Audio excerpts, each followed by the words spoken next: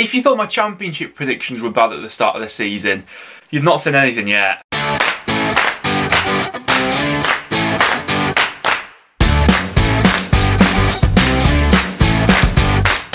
Guys, welcome back to another video on the channel. As the 3 relegation places in the Premier League have now been decided, I thought we'd take a bit of a trip back to the start of the season when I went ahead and predicted the Premier League table. Trust me, I've had some absolute howlers in here. As always, if you do go to enjoy, make sure to leave a like. It is always massively appreciated. Do subscribe for a bit of regular content as well. We're pushing out the daily uploads at the moment, so yeah, keep on showing the support and we'll keep getting them out. Without any further ado though, let's jump into this one. So who did I have coming bottom of the table? In 20th place, I have gone for Fulham. Now, weirdly enough, I think that they might have gone up too soon, which seems like a bit of a weird thing to say, but hear me out for this one. Scott Parker did a great job to end up galvanising those players and get them promoted at the first time of asking through the playoffs, beating Brentford in that dramatic game, Joe Bryan, their playoff hero. But Fulham's whole philosophy from the Championship was about possession football. I'm not sure how that's going to be translated into the Premier League, where they're going to see less of the ball, more chances are going to be created against them. Okay, so not the worst start in the world. Obviously, Fulham haven't gone on to finish bottom, but regardless have been relegated. It was that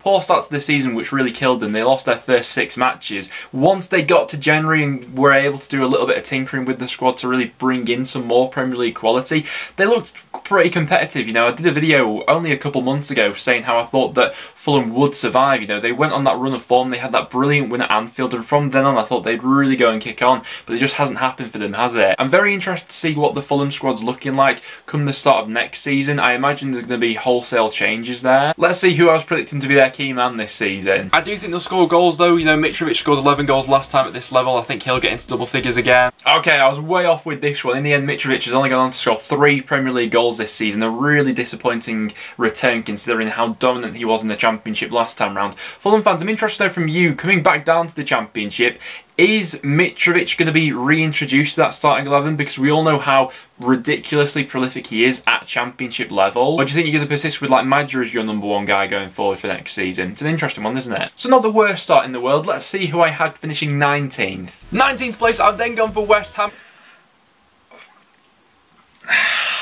Oh dear. Right, let's see what I had to say about this one then. I think they'll have a poor start to the season. It'll get to around December, they'll be in the bottom 3, they'll part ways with David Moyes, and then they'll bring someone like Alan Pardew in or something. I may be way off, but I can see West Ham struggling. Well, as it turns out, yes, I was fairly way off with that one. In the end, David Moyes has arguably been the manager of the season this time round. West Ham haven't been in contention for relegation, they've instead been challenging for Europe and have been absolutely unbelievable this year.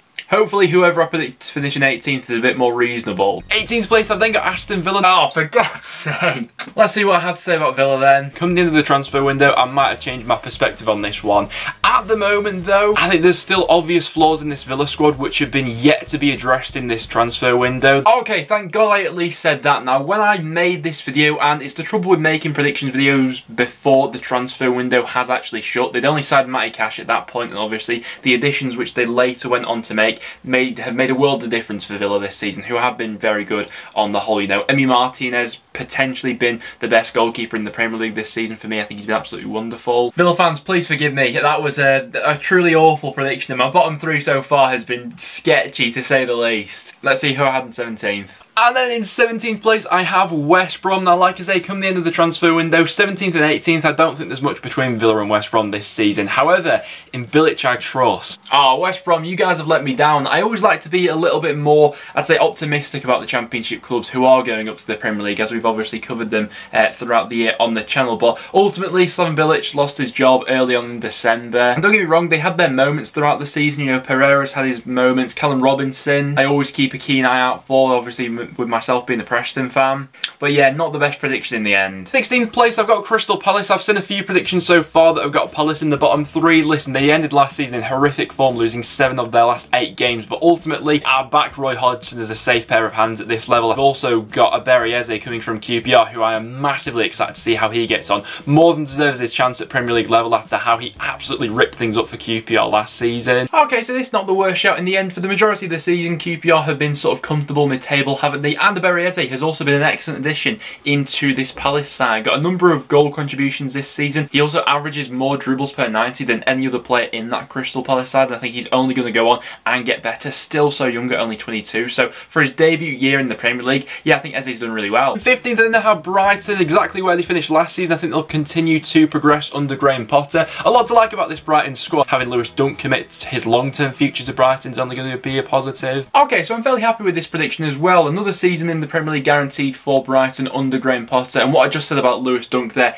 is he perhaps one of the most underrated English centre-halves in the Premier League? I think he might be. Good stuff from Brighton, who, to be honest with you, probably should have been higher up in the table if stats are anything to go by this season. 14th place, I then have Leeds United. I think a lot of people are excited to see how Leeds get on this season now. Fantastic from their time in the Championship, and is that Bielsa effect, which I think a lot of people are banking on this season. And I've just got a bit of a feeling that some people are going to absolutely thrive with this step up, you know. Someone like an underrated player like Stuart Dallas. Okay, so for this one, if anything, I underrated Leeds a little bit coming up into the Premier League, but was I or was I not spot on with that Stuart Dallas call? How good has he been in for Leeds in the Premier League this season? 8 goals, 2 assists, arguably one of their best performing players this season. Do you know what? I'll take it. I've always had a bit of a soft spot for Stuart Dallas, who's done really well. 13th place, I then have Newcastle United, exactly where they were last season. Not the most entertaining side in the league by any means, but I think they've done some quite shrewd business so far, picking up Callum Wilson from Bournemouth, Ryan Fraser coming in on a free transfer as well. I mean, thanks to their run of form towards the end of the season, Newcastle have avoided the drop this season. At some stages it looked like they were destined to slip in there, but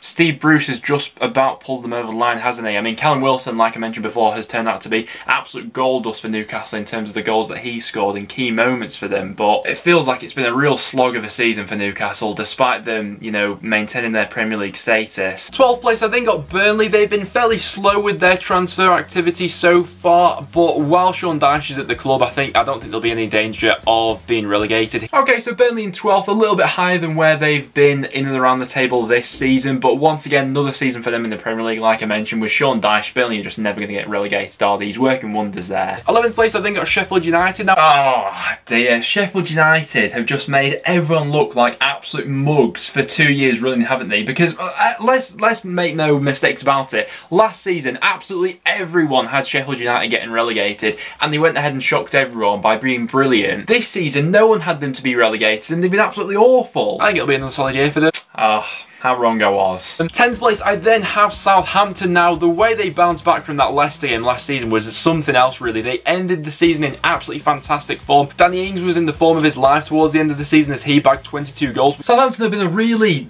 weird team this season, haven't they? I'd love to get some Southampton fans' views on their season as a whole in the comments down below, because they can either be really good or really bad, and there never sort of seems to be an in-between with them. In 9th place, I've then got Everton, who are always a really funny side to predict because they always have a promising transfer window and then they end up flopping. This season, I do think it's a little bit different. You know, under Carlo Ancelotti, they finally have a capable manager to gel all of these talents together. You know, James Rodriguez comes in as the biggest. I mean, at the moment, I'm not all too far away from this Everton prediction. They have been flirting with the idea of European football this season. It would be great to see them get over the line in the end. And it has been an improvement this time round on previous years where they've been sort of like that, the serial underachievers. 8th place, I've got Leicester. Having that distraction of the Europa League, I think, will affect them, and how they ended last season, the form, you know. Leicester are definitely undervalued in this one. I'd love it if they do go ahead and make top 4 in the end. My thinking coming into this prediction was just because of how poorly they'd finished the previous season. They'd missed out on the top 4. I thought that might seep into this year a little bit, but no, credit to Brendan Rodgers doing a really good job there. 7th place, I then got Wolves. Name me a more iconic duo than Wolves and finishing 7th. I'm backing them to do it for back-to-back seasons. Okay, yeah, so with this Wolves prediction, I was a fair way off in the end. I think that the injury to Jimenez seriously affected their season and their sort of ability to score goals.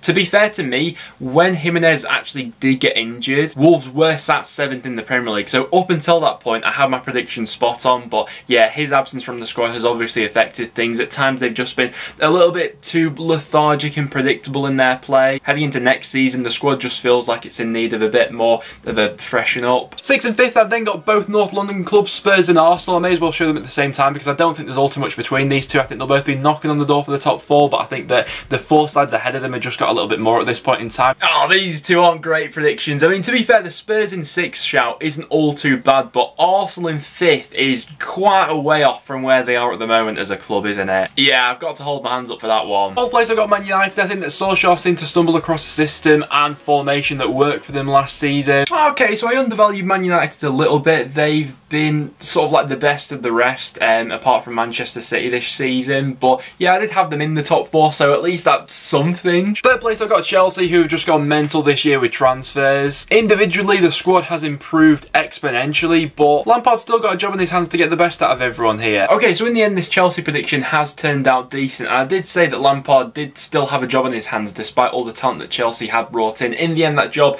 was seemingly a bit too big for Lampard at that particular point, and the job that Tuchel has done since has been really impressive with this Chelsea squad. Out of my top 2, 2nd place I've gone for Liverpool, and then 1st I have gone for Manchester City. Okay, so at least I managed to call Man City winning the league. That's at least something to take from this video, because the rest of my predictions, I mean, I've had some shockers in here, you know. Liverpool being 2nd, I think that a lot of people probably would have had them in and around the top 2 this season, you know. Had it not been for that Van Dijk injury, who knows what Liverpool would have gone on to do this season. But yeah, Man City, for the majority of it, have just been a cut above, haven't they? But there we have it, guys. There were my Premier League predictions from the start of the season. I think it's fair to say that I had a couple of howlers in there, especially with the teams I had getting relegated, but it's all for the fun of it at the end of the day, isn't it? Let me know down below if you guys had any stinkers with your Premier League predictions at the start of the season. As always, if you did go and enjoy, make sure to leave a like, do subscribe for a bit of regular footballing content as well. But for that, thanks for watching, and I'll see you all in the next one.